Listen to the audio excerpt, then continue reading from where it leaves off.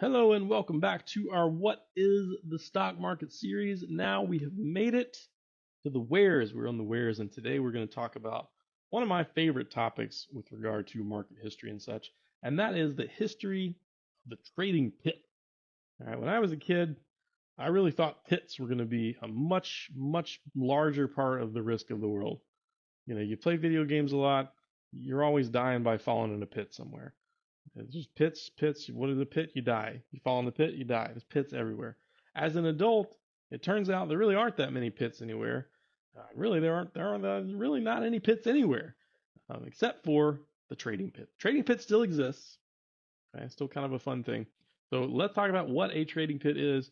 A trading pit is essentially a bunch of monkeys throwing hand signals, yelling at each other. That's what it is. It's called an open outcry.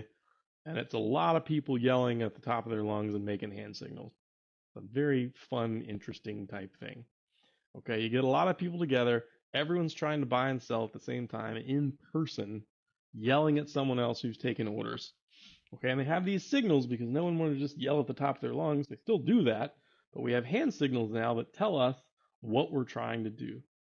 Okay, if we're trying to buy something, our palms should face inward. Okay, like we're slapping our chest essentially. If we're trying to sell something, our palm faces outwards, away from the body. So if we're buying, palm in, we're selling, palm out.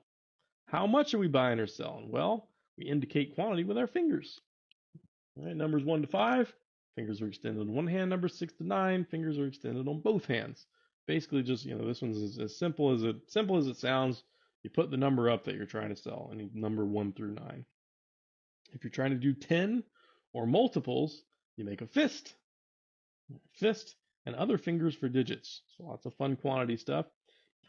Price indications. This one's kind of fun. If you point to your forehead, that indicates that the price is in the hundreds.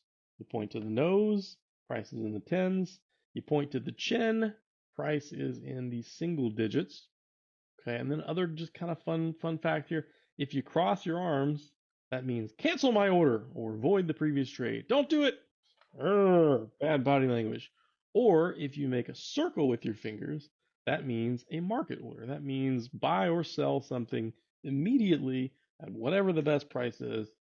So you can make a circle with palms in, face out, point to your leg. There's so many. It's such a fun thing to see. All right, so if everyone's yelling, the idea is you resort to hand signals to sort of communicate your buys and sells. Okay, and now of course, for the most part, we don't make hand signals at our computer to indicate what we're trying to do. We just push the right buttons. Okay, if I want to make a market order, I don't have to go put my hand and thumb in a circle and show it to someone. I just click the button that says market.